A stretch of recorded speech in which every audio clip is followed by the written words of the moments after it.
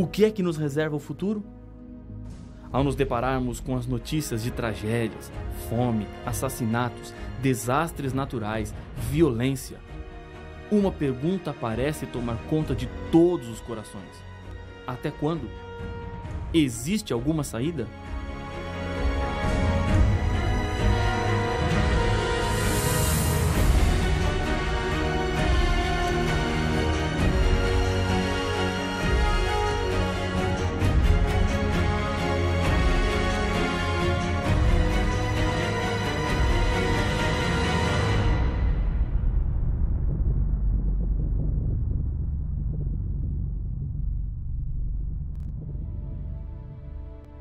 O estudo do Apocalipse enche de esperança os que acreditam em Jesus. Assim como os 3 primeiros capítulos de Gênesis apresentam a história da criação, a queda do homem no pecado e o paraíso perdido, os 3 últimos capítulos do Apocalipse mostram que Satanás e suas obras serão destruídas e o Éden será restaurado. O livro do Apocalipse é a esperança e a certeza que temos de que Deus quer dar de volta ao ser humano tudo aquilo que ele tinha, mas perdeu com a entrada do pecado. Poderíamos dizer que o Evangelho do Apocalipse é a nossa segurança neste mundo cheio de incertezas. Mas existe um livro chamado Evangelho do Apocalipse? Na verdade, não. Mas o significado é real. O termo Evangelho significa boas notícias da parte de Deus em salvar o ser humano. O Apocalipse revela toda a beleza do amor de Deus ao salvar o pecador. Assim como os 3 primeiros capítulos da Bíblia nos falam como o pecado entrou no mundo, os 3 últimos capítulos falam como ele vai ser eliminado. A Bíblia mostra Deus buscando e ajudando seus filhos em meio a essa terrível tragédia. Esse plano de Deus é um tema muito importante dentro do Apocalipse. João vê um anjo que tem uma missão dentro desse plano de salvação. Acompanhe a leitura. Vi outro anjo voando pelo meio do céu, tendo um evangelho eterno para pregar aos que se assentam sobre a terra, e a cada nação, e tribo, e língua, e povo. Apocalipse capítulo 14 e o verso 6. O evangelho eterno é a mensagem de salvação de Deus. Foi necessário executar um plano para salvar o ser humano, pois o pecado traz consequências perigosas e trágicas. O pecado nos separa de Deus e descarrega sobre o ser humano a condenação à morte e a destruição da glória de Deus. Mas, para que essa terrível condição não se torne uma realidade na vida do ser humano, Paulo nos diz: portanto, assim como por um só homem entrou o pecado no mundo, e pelo pecado a morte, assim também a morte passou a todos os homens, porque todos pecaram. Romanos capítulo 5 e o verso 12. Depois da Batalha de Bultz, Napoleão Bonaparte escreveu: não perdi ninguém de importância. A frase se torna mais dura quando se descobre que nesta batalha milhares de soldados haviam morrido defendendo a causa para a qual Napoleão os tinha enviado. Mas, como nenhum dos mortos tinha alta patente, para ele não tinham importância. Isso não é o que acontece com Deus. Para ele, cada ser humano é importante. Você e eu estávamos condenados à morte por causa do pecado. O amor de Deus fez com que Jesus assumisse o nosso lugar.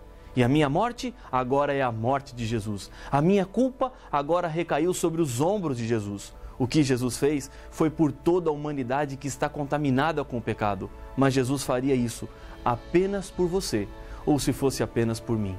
Um dos versos mais citados de toda a Bíblia deixa esse conceito bem claro. Porque Deus amou o mundo de tal maneira que deu seu Filho unigênito para que todo o que nele crê não pereça, mas tenha a vida eterna. João capítulo 3, o verso 16. Deus não quer que você se perca. O que ele fez foi para que você não tivesse que sofrer. A morte entrou pelo pecado de um homem e a morte sairá pela morte de um homem, Jesus. Contudo, depois de compreender e aceitar a morte de Jesus em seu lugar, há uma continuidade na decisão que tomamos. Jesus, em sua carta à igreja de Esmirna, promete: ser fiel até a morte e dar-te-ei a coroa da vida. Apocalipse capítulo 2 e o verso 10. Deus entregou o seu Filho por causa do pecado. A entrega não foi como a de uma pessoa que está com um revólver apontado para o seu peito. Ele fez por amor. Uma antiga história ilustra essa realidade do amor de Deus. Durante meses, Margarida economizou, esperando comprar um bom presente de Natal para o seu marido Antônio.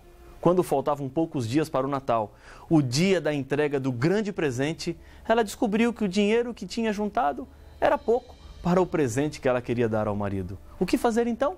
Encontrou um anúncio de uma empresa que comprava cabelos compridos. E lá foi então. Vendeu a sua longa e bem cuidada cabeleira. Com o que lhe pagaram, comprou uma corrente de ouro para o relógio de bolso do Antônio, que pertenceu ao seu pai e antes ainda ao seu avô, e que ele considerava um bem muito precioso e valioso. Naquele dia, Antônio, quando chegou em casa, trouxe um pacote com um presente de Natal para sua esposa. Ao abrir, Margarida viu 2 lindas presilhas de cabelo, que durante algum tempo admirava na vitrine de uma loja. Ao refazer-se da tristeza que lhe veio ao pensar que agora elas seriam inúteis, pois já não tinha os longos cabelos, correu para buscar a corrente de ouro que tinha comprado para o marido. Quando Antônio abriu o presente, foi ele quem ficou triste. Vendi o relógio para comprar as suas presilhas, disse ele. Não há dúvida que os dois se amavam, pois cada um tinha sacrificado algo que gostava muito para ver o outro feliz. Sacrificar-se para ver o outro feliz. Foi exatamente o que Deus fez, um sacrifício de vida pela sua felicidade. Ninguém pode obrigar Deus a dar alguma coisa. Ele entregou o seu filho porque amava muito, porque ele te ama muito. Amar é entregar-se, doar-se. Não foi dinheiro que Deus deu, não foi um continente, nem um planeta. Amou a tal ponto de entregar seu filho à morte. E o que ele espera de nós? Ele não diz, quer salvar-se? Pague o preço, pois então os pobres não se salvariam. Também não diz, trabalhe, porque os doentes se perderão. Também não diz, se quiser salvar-se, estude, pois os que não têm oportunidades de estudar não poderão se salvar. Ele apenas diz, aceite, creia. E isso você pode fazer, pois pode crer em Cristo, que por amor deu a vida para salvá-lo.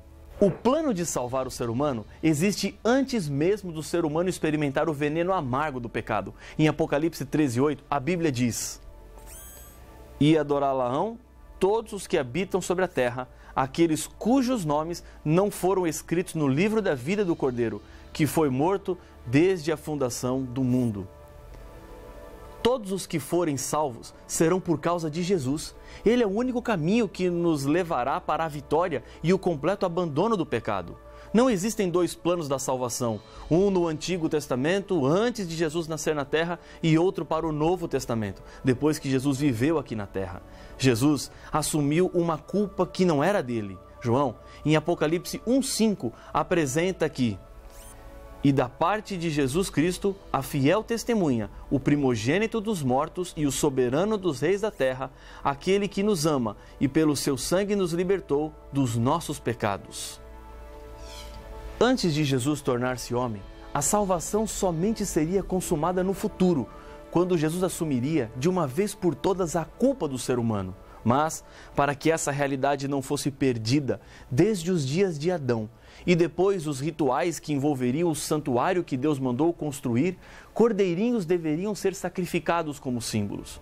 O pecador colocava sua mão sobre a cabeça do cordeiro e transferia a sua morte, consequência do seu pecado, para o inocente animal. Essa morte acontecia no lugar da morte do próprio pecador. Jesus interrompeu esse sacrifício de animais porque ele é o Cordeiro de Deus e a sua missão de tirar o pecado do mundo foi bem sucedida. Não há outra opção ou forma de sermos salvos. Em Atos capítulo 4, versos 11 e 12, lemos: Este Jesus é pedra rejeitada por vós, os construtores, o qual se tornou a pedra angular. E não há salvação em nenhum outro, porque abaixo do céu não existe nenhum outro nome dado entre os homens pelo qual importa que sejamos salvos. O que Jesus faz é para sempre e é completo. Estas coisas diz o santo, o verdadeiro, aquele que tem a chave de Davi, que abre e ninguém fechará, e que fecha e ninguém abrirá. Apocalipse capítulo 3, verso 7. Jesus cumpriu todas as profecias. Em Isaías, encontramos que, embora Jesus nunca tivesse praticado nenhum mal, nossos pecados seriam postos sobre ele, e a sua morte seria a solução para que os seres humanos não precisassem morrer como consequência dos seus pecados. A ressurreição de Jesus garantiria vitória plena contra o pecado e a morte, e também a certeza de que os que morreram fiéis a Deus também ressuscitarão para receberem das mãos do próprio Deus a recompensa da vida eterna. Isso quer dizer que, quando Cristo abre a porta de salvação, ninguém pode fechar, nem o inimigo pode fechar a salvação para você. Mas se você não aceitar, a porta da salvação se fechará para você e depois de fechada, ninguém mais poderá abrir. E para receber a salvação, hoje, existem 3 passos que precisamos dar. Atos 16, 31. Responderam-lhe: crê no Senhor Jesus e serás salvo, tu e a tua casa. Crer em Jesus não é simplesmente dizer que Ele existe. Crer envolve confiança, compromisso e certeza. Crer em Jesus é procurar conhecer cada dia mais a Deus e a sua vontade. Crer em Jesus é viver de acordo com aquilo que Deus espera de você. Crer em Jesus é aceitar pela fé, andar pelos caminhos que Deus trilhou através da Bíblia. Nem sempre é fácil fazer a vontade de Deus. Talvez seja exatamente isso que você está vivendo agora. Tenho tantas coisas para acertar. Os meus problemas são muito complicados. Como é que a minha família vai reagir? Se você não confiar em Jesus, Ele não pode te salvar. Deus criou você como um ser livre. Ele respeita as suas decisões, mas hoje apela incansavelmente ao seu coração, dizendo: filho, filha, deixe-me cuidar de você. Segundo ponto, Atos capítulo 3 e o verso 19. Arrependei-vos, pois, e convertei-vos para serem cancelados os vossos pecados. Arrepender-se é a tristeza por aquilo que você fez e a vontade de não fazer mais. Arrependimento envolve a busca para a transformação do seu coração e da sua vida. No grego, a expressão usada é metanoia, que quer dizer mudança de mentalidade. Ou seja, na Bíblia, arrependimento significa mudar a sua opinião. É uma mudança genuína da mente e atitude para com Deus, consigo mesmo e com os demais. Pessoa arrependida, por meio do Espírito Santo, começa a ver as coisas como Deus vê. Conversão, portanto, significa dar uma volta e retroceder no caminho da vida de pecado, avançando para Deus. Terceiro passo, 1 João 1,9. Se confessarmos os nossos pecados, Ele é fiel e justo para nos perdoar os pecados e nos purificar de toda injustiça. Primeiramente, o texto deixa bem claro que os seus pecados devem ser levados diretamente a Deus. Paulo, em sua primeira carta a Timóteo, capítulo 2, verso 5, diz que: porquanto há um só Deus e um só mediador entre Deus e os homens, Cristo Jesus, o homem. A razão disso é claramente vista em toda a Bíblia. Só Jesus tem a natureza divina e humana. Jesus é Deus e, para salvar os seres humanos, tomou a natureza humana. Jesus não cometeu nenhum pecado, portanto, não merecia morrer. Mas Ele morreu para pagar a dívida que os nossos pecados causaram. Não existe outro que reúne essas características para falar ao homem sobre as coisas de Deus em linguagem de homens e que tenha poder para apresentar-se a Deus e falar com Ele de igual para igual a respeito dos problemas dos homens. É apenas para Jesus que o seu pecado deve ser confessado. Feche a porta do seu quarto ou aí mesmo onde você está e confesse a Deus os seus pecados. Você não precisa de nenhum ser humano que te leve até Deus, pois essa é a função de Jesus Cristo. Ele te coloca em contato com Deus diretamente. Alguém me disse uma vez: por que preciso confessar os meus pecados se Deus sabe todas as coisas? A confissão serve para fortalecer o seu relacionamento com Deus e, ao confessar, você está buscando em Jesus o poder e a força para vencer. A confissão envolve alguns elementos tais como: primeiro, sinceridade. Lembre-se que você está falando com Deus, que sabe todas as coisas. Não fique preocupado em querer impressionar a Deus. Abra o seu coração, fale tudo o que está dentro de você. Fazer isso lhe fará muito bem. Tenho certeza disso. Tire essa angústia do coração, pare diante de Deus e sinta-o ao seu lado. Segundo, não justifique os seus pecados. Deus sabe o que você fez e por que fez.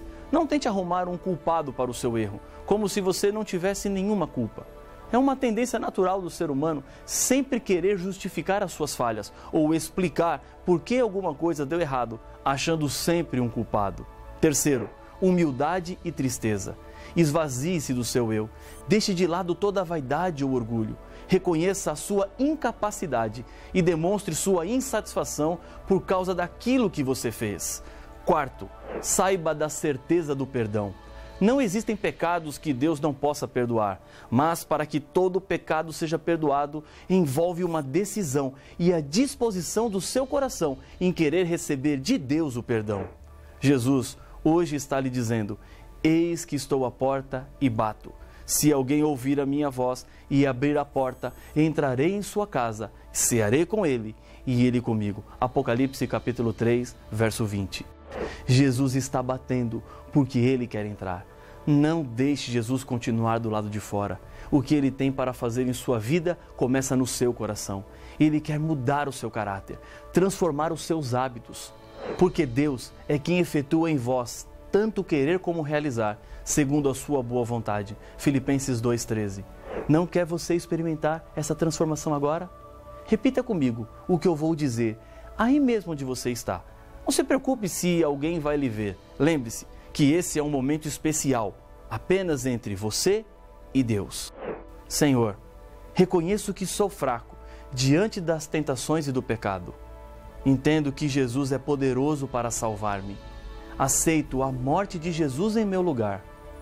Peço perdão dos meus pecados. Purifica a minha vida. Transforma-me completamente. Eu quero ter Jesus em minha vida. E agora eu lhe convido a orar comigo. Grande Deus, mais um filho, mais uma filha, neste momento aceita Jesus como Salvador em seu coração. Eu entrego nas tuas mãos esta pessoa que ora comigo neste momento. O Senhor sabe daquilo que cada um de nós passa, das lutas enfrentadas, mas reconhecemos a salvação e a libertação do mal através de Cristo Jesus. Fica ao nosso lado, pois oramos no nome daquele que nos salvou. Amém. Foram 7 igrejas que receberam as cartas de Deus. Elas foram escritas para o anjo ou o mensageiro de cada igreja. 3 declarações aparecem nas mensagens a cada igreja e têm muita relevância e importância para os cristãos de todas as eras. Mas que igrejas eram estas? E por que cada uma tinha um anjo? Estas mensagens são atuais para nós também? Para estas e outras perguntas, as respostas estão no próximo episódio de Apocalipse, o fim revelado.